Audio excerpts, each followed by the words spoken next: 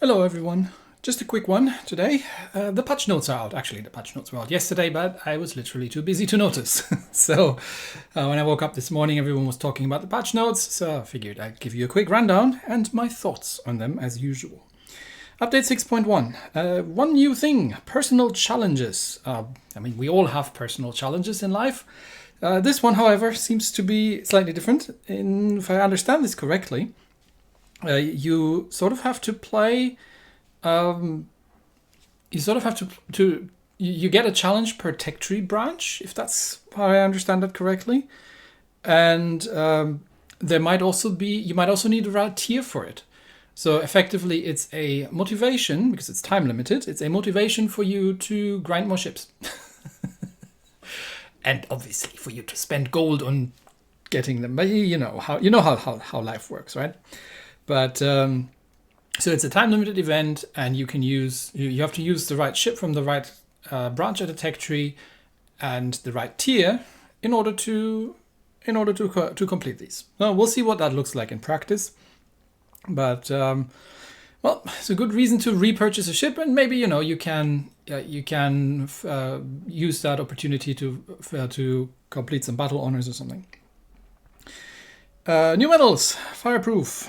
If you have received more than 40% of your hit points in damage from fires, you get that. And the same thing for the secondary guns. I think these are ports over from PC. And at the same time, you get, given that fireproof was already taken, and the title is now unburnable. All right then.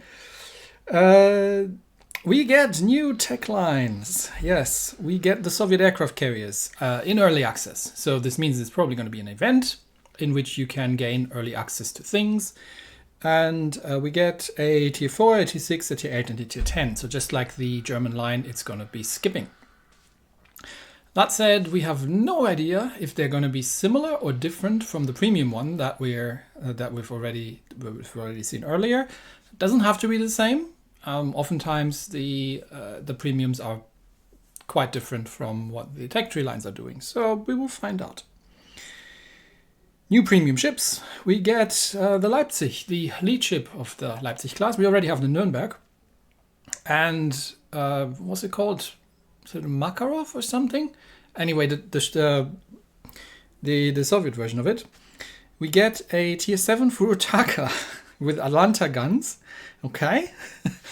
No one's accused the Atlanta of being particularly sturdy, so putting a tier 5 ship into tier 7 and just putting different guns on it might work, Yet another German destroyer, and they're really struggling to make them unique because it's got 128 mils and it's got reinforced AA, which probably means the AA is useless, but you still get a def AA just to waste a ship skill, but we'll see when we get there.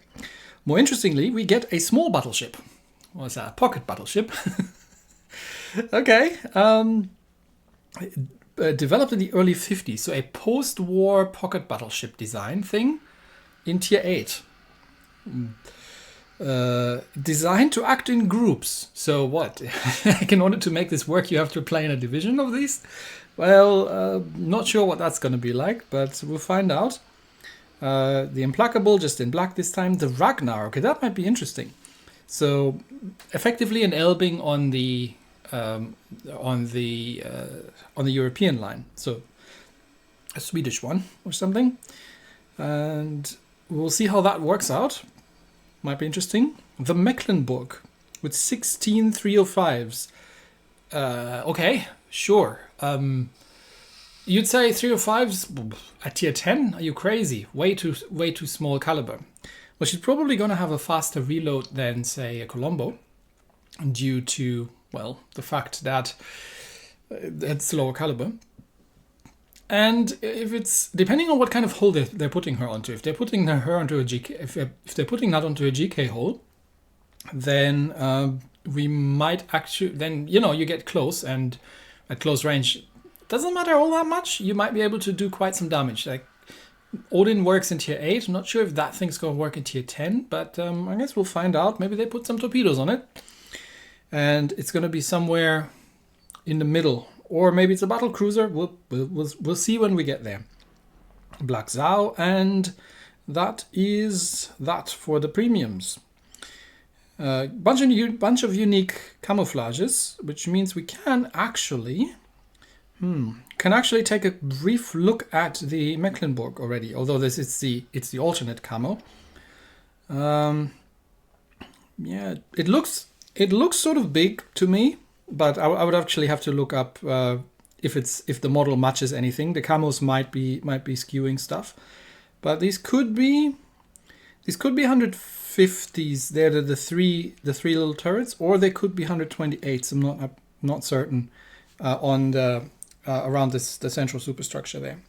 I'll have to take a closer look. I'm seeing this for the first time as well, so haven't checked yet. But it could be an H class, could be a GK. We'll find out. And yeah, Ragnar and all these things. Leipzig looks decent. That's a camo you could actually use with the eagle in the middle. All right, what else do we get? We get a bunch of epic commanders. In case you haven't seen these before, epic commanders are not as legendary commanders, but more epic than non-epic commanders, if that makes any sense. So they just get fewer special skills. That's all. They think they get 2 or so. So they're kind of a discount legendary commander. What else? You can now spend gold to check in a couple of times if you missed to open the game one day. Blah, blah. And a couple of model updates. Legendary equipment, okay.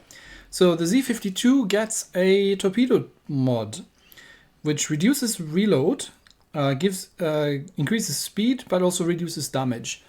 You'd have to run the math there, if that's actually worth it with the faster reload, if that compensates for the reduced amount of damage. I mean, certainly I generally like faster reloads over higher damage, because it means that you can try more often and your one wasted salvo isn't hurting so much. But can't really quite say yet if that's worth it or not. The Kleber gets a... What is this? This is a mix of... I wonder what slot that goes in. That is a mix... I mean, the German ones goes probably in slot 1, but this is a mix of... This could go slot 2 maybe, or slot 3 actually, or even slot 1. Not sure. It could be any of them. So effectively, you get the combination of the steering module from slot 2 with a slightly less good main battery traverse, but on top of that, you also get the torpedo tube traverse. So I think it'll very strongly depend on what slot that goes into, and we'll see how that turns out. Venezia as well. Wow, 30% traverse acceleration. Trade that for 8% surface detection.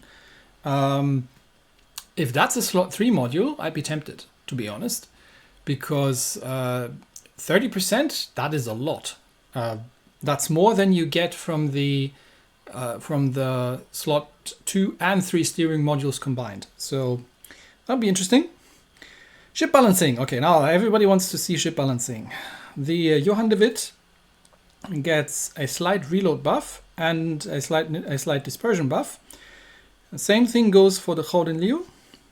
And yeah, they can probably use that. The Black gets faster torpedo reload and gets a better flooding chance. Another reload, and here we go. British battleships. Now here are some changes. So to cut that a little short and not having me read out every single number here, effectively the British battleship line starting at tier 6 upwards, including the premiums, are getting AA buffs. However, they are getting all small caliber AA buffs. So while the buffs themselves are substantial, and I think this is nice, and none of these ships, to my knowledge, maybe some of the premiums, but not that far as I can remember, actually have a defensive AA that could sort of snowball that. So while the buff is good, it's not going to mean that you can suddenly defend yourself against enemy planes, because it's the small caliber AA. It has a relatively short range, and it only means that the carrier loses more planes when doing things to you. But let's keep going up, because at tier 7, the King George V actually gets a reload buff and a dispersion buff. on top of the AA damage. The Duke of York gets a free dispersion module. It's also nice. Don't think I've ever played that thing, but I might have to do at some point. The Nelson gets the Nelson gets an AA buff. I mean, it's nice, but the Nelson doesn't have an awful lot of AA, as far as I remember. The Monarch gets a very significant AA buff, and so does the Vanguard. So, I mean, we're starting to talk about proper numbers here. The Lion gets a quite significant reload buff. This is something I might actually have to test. So Lion review probably incoming. And the AA damage has been increased, but we're already at tier 9, where this is probably not going to make a massive difference. The Marlborough, who has been taking a bit of the short straw, gets her AA effectively doubled. On the small caliber, that is. And the Conqueror gets a reload buff and a dispersion buff and gets a not insignificant AA buff as well. And the Thunderer gets AA and the Incomparable gets AA, because the Incomparable isn't already broken enough as it is. I mean, I'll take it, but yeah, that's one of those ships that if that ever shows up in a bundle, then I'm in. Yeah, so what does that mean? That means I have to review the the Lion, and probably the Conqueror again, just to see what the impact of these changes is. And yeah, that's it, I think. Yep, that's it. So in summary, Soviet carriers are coming. We have no idea what they're going to look like. Personal challenges are in the game now, as if your life wasn't throwing enough of them at you. And bunch of new premiums. An interesting one. The ones that I'm personally interested in are the Ragnar and the Mecklenburg, because I just want to see what they look like. And the British battleship line has gotten some pretty spicy AA buffs, but it doesn't mean that they can defend themselves against carriers. They're not suddenly anti-aircraft ships. It just means that a carrier who is focusing them is having less of a good time doing so, which is, probably warranted. I mean, the British battleships have taken the short straw anyway. Right, I've kept you long enough. Have a good day, everybody, and I will see you tomorrow. See you then. Bye.